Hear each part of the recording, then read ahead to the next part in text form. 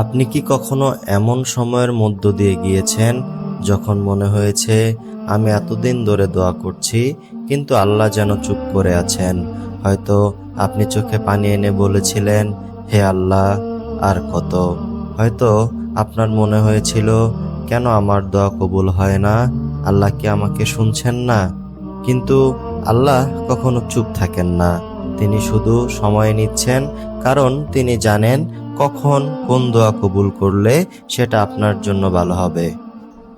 রাসূল সাল্লাল্লাহু আলাইহি সাল্লাম বলেছেন, তিনজনের দোয়া কখনো ফিরিয়ে দেওয়া হয় না: মুজলুমের দোয়া, মুসাফিরের দোয়া এবং পিতামাতার দোয়া।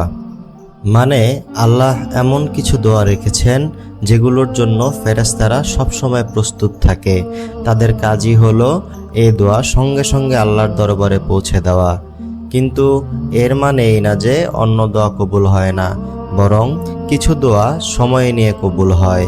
যেমন একটা ফুল সময় নিয়ে ফুটে, ঠিক তেমনি কিছু দোয়া সময় নিয়ে প্রস্ফুটিত হয়। সাদ ইবনে আবি ওয়াক্কাস রাদিয়াল্লাহু তাআলা আনহু ছিলেন হযরত মুহাম্মদ সাল্লাল্লাহু আলাইহি সাল্লামের অন্যতম ঘনিষ্ঠ সঙ্গী। তিনি ইসলাম গ্রহণ করেছিলেন ঠিক তখন যখন ইসলাম মানে ছিল কষ্ট, ত্যাগ আর নিপীড়ন। একদিন সাদ রাদিয়াল্লাহু তাআলা আনহুর মা তাকে বললেন, তুমি যদি মুহাম্মদকে অনুসরণ করা বন্ধ না করো, আমি খাওয়া দাওয়া বন্ধ করে দিব, যতক্ষণ না তুমি ধর্ম ত্যাগ না করো। মায়ের চোখের দিকে তাকিয়ে তখন সাদ রাদিয়াল্লাহু তাআলা আনহু বললেন, হে মা, আমি তোমাকে ভালোবাসি, কিন্তু আমি আল্লাহ আর তার রাসূল সাল্লাল্লাহু আলাইহি সাল্লামকে কখনোই ছাড়তে পারবো না। এই কথা শুনে মা রাগ করে খাওয়া বন্ধ করে দিলেন। কিন্তু 3 দিন পর তিনি নিজে নিজেই খেতে বাধ্য হলেন। আর সেই দৃশ্য দেখে সাদ রাদিয়াল্লাহু তাআলা আনহু চুপচাপ কেঁদে বললেন, হে আল্লাহ, আমাকে এমন ঈমান দাও যেটা কোনো ভালোবাসার বিনিময়ে বদলায় না।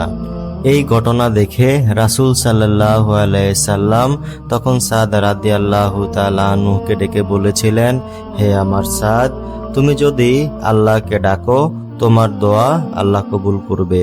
এবং পরে অনেক যুদ্ধের সময় যখন মুসলমানরা প্রায় পরাজয়ের মুখে, ঠিক তখন সাদ রাদিয়াল্লাহু তাআলা আনহু একাকী কোণে গিয়ে হাত তুলে বলতেন, হে আল্লাহ, যদি আজ এই যুদ্ধ সত্য মিথ্যার বিচার হয়, তাহলে আজ সত্যকে বিজয় দাও।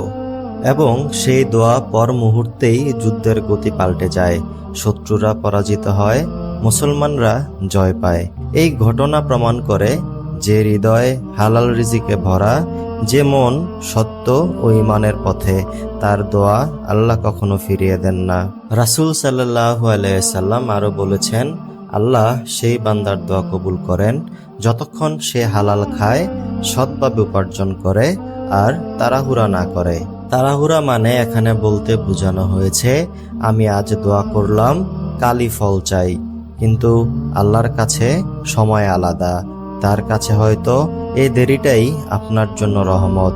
আপনি ভাবছেন আল্লাহ দেরি করছেন, কিন্তু আল্লাহ আসলে আপনার জন্য আরো ভালো কিছু সাজিয়ে রাখছেন।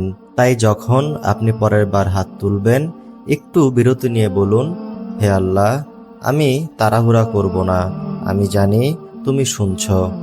কারণ আল্লাহ কখনো অশ্রু ফেলে রাখা বান্দাকে ভুলে যান না। আপনি হয়তো ভাবছেন আপনার দোয়া কবুল হয়নি, কিন্তু আল্লাহ বলছেন, আমি তোমার দোয়া শুনেছি, হয়তো আমি তোমাকে যা চাওনি তার চেয়েও ভালো কিছু দিতে যাচ্ছি।